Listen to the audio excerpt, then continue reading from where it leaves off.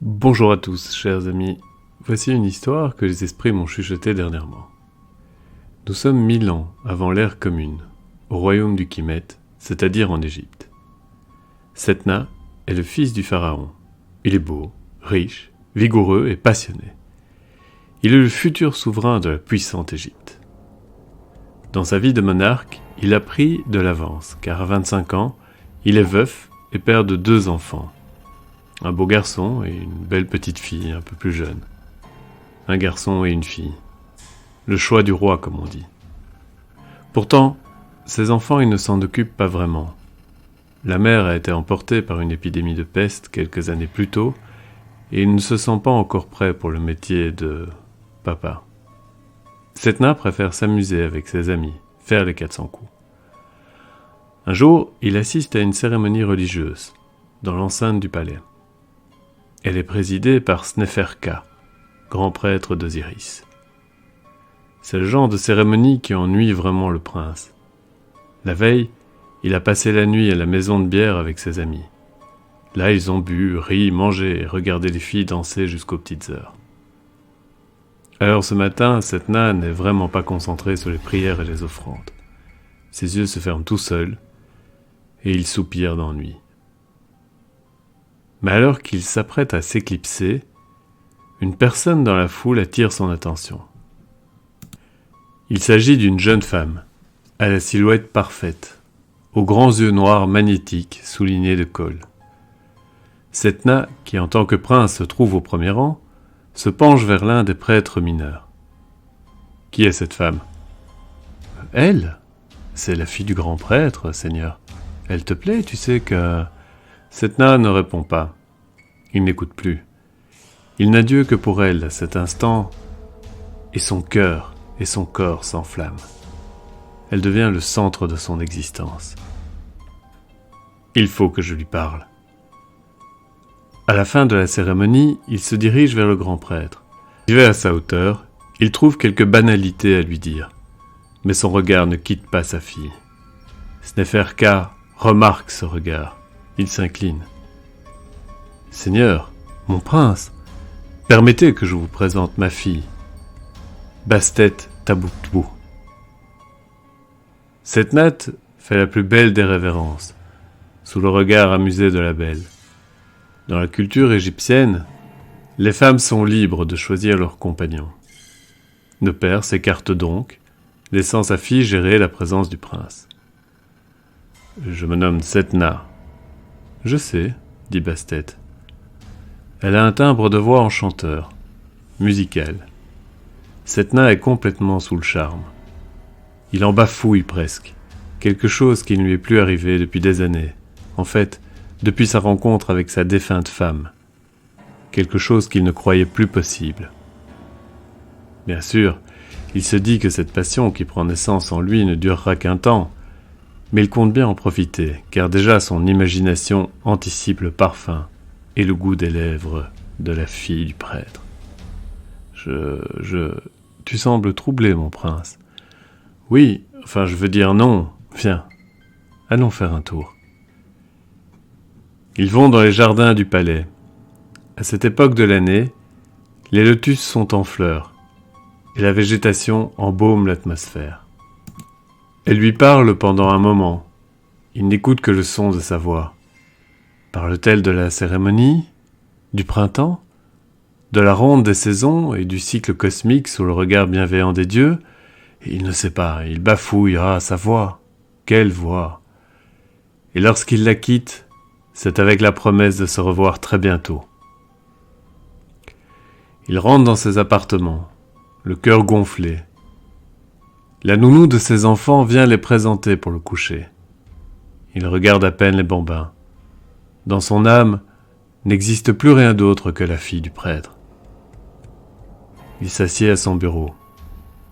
Devant lui se trouve un coffre incrusté d'hiéroglyphes d'or. Il l'ouvre. Dedans se trouve son bien le plus précieux, 3 rouleaux de papyrus. Sa main les touche, il les sent vibrer. Le pouvoir magique qu'ils contiennent est fabuleux, pense-t-il. Ces rouleaux, Il ne les possède pas depuis longtemps. Il les possède depuis 3 mois précisément. Il les a acquis dans une expédition inquiétante. Il les a volés dans la tombe d'un dignitaire de la 18e dynastie.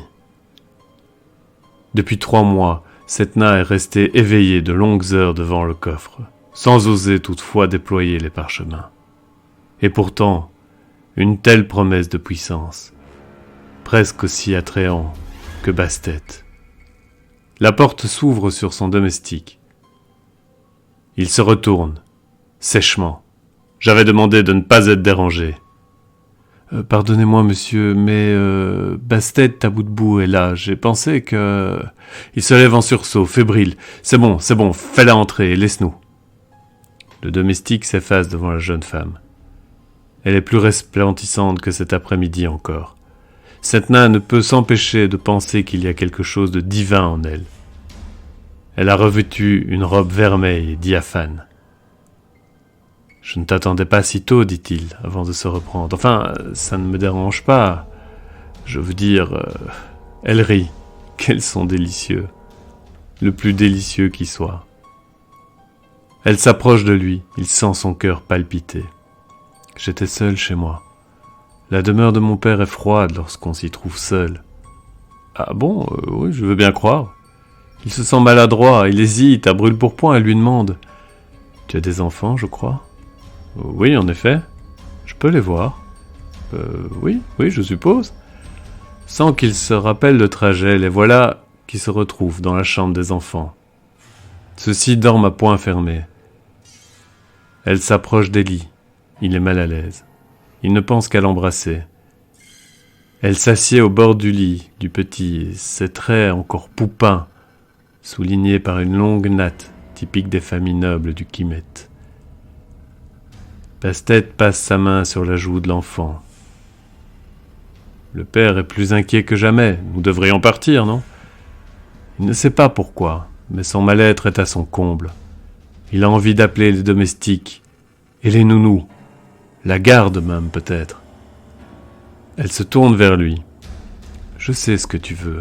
J'en ai envie aussi. Là, maintenant. Ce soir. Ah, allons dans ma chambre, alors. Non.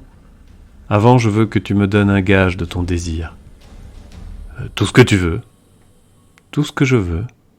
Très bien. » Un poignard apparaît dans sa main. D'où le sort-elle ? Elle lui tend. Il le prend. C'est une arme magnifique, aux manches serties de pierres précieuses. Elle passe sa main sur sa nuque et de son autre main indique les enfants. Tranche-leur la gorge. Quoi ? Non ! Si tu veux vraiment que nous fassions ce à quoi tu penses, tranche-leur la gorge. Elle le regarde calmement. Elle dit cela comme elle parlerait de sa dernière balade sur le Nil, aussi calmement, aussi placidement que cela. Et lui, sans comprendre pourquoi, sans comprendre comment, il s'approche de ses enfants. Il ne sait pas lutter. Il tente de crier, mais aucun son ne sort de sa bouche. Au loin, un chat miaule, et ce cri lui donne le plus atroce des frissons. Il veut s'arrêter, il veut arrêter son geste, mais là non plus. Il n'en est pas capable.